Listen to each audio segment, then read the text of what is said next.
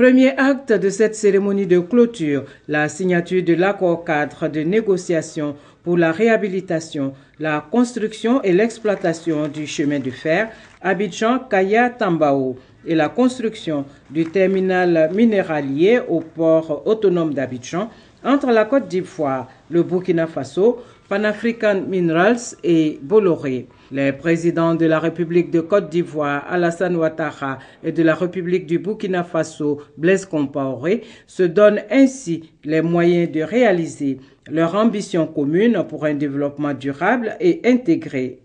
Les conclusions des travaux pour le président du Faso portent à une échelle supérieure la dynamique de coopération entre la Côte d'Ivoire et le Burkina Faso. Elles éclairent désormais le mode opératoire de réalisation des grands projets structurants communs, libèrent effectivement les ressources humaines, techniques et financières nécessaires et apportent des réponses concrètes et immédiates à certaines contraintes pressantes au développement des deux partenaires. La coopération sud-sud est un impératif pour le devenir des pays en développement. Aussi, l'Afrique doit-elle s'investir davantage dans l'exploitation du potentiel de ce type de coopération dont le bénéfice est un complément nécessaire à la coopération nord-sud. Le président de la République, Alassane Ouattara, a pour sa part indiqué que cette session a été le reflet des excellentes relations de fraternité et de solidarité qui unissent la Côte d'Ivoire et le Burkina Faso. Notre volonté commune et notre détermination nous ont permis de faire avancer de nombreux projets, notamment dans le secteur de l'électricité, la réduction des postes de contrôle et la fluidité du trafic, les conclusions de l'étude sur les projets de réhabilitation et de prolongement du chemin de fer Abidjan-Ouagadougou, Kaya-Dori-Gorom, Gorom-Tambao, la construction de l'autoroute Yamoussoukro-Ouagadougou. Monsieur le Président, chers frères, tous ces résultats sont incontestablement liés à l'esprit d'entente et de solidarité qui a toujours marqué nos rencontres.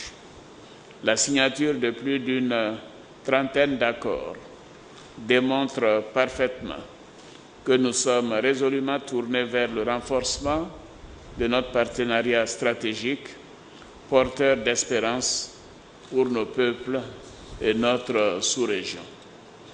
Les présidents Alassane Ouattara et Blaise Compaoré se sont par la suite prêtés aux questions des journalistes, notamment la question relative à l'occupation du Mont Péko.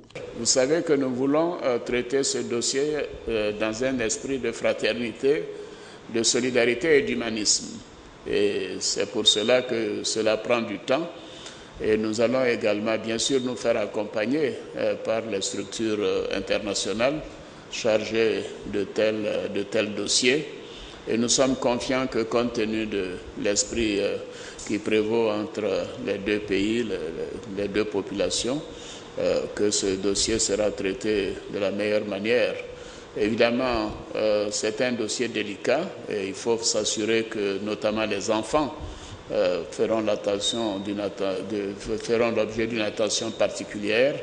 Et je suis confiant qu'avec nos ministres de la Sécurité, de part et d'autre, et nos ministres des Affaires étrangères, que nous n'avons pas de souci à nous faire, et le soutien du Haut Commissariat également aux réfugiés, et toutes les structures internationales qui peuvent nous apporter leur appui. Le président Ouattara a expliqué ici que c'est dans un sens d'organiser le traitement de cette question avec beaucoup de solidarité pour ces personnes, avec beaucoup d'humanisme.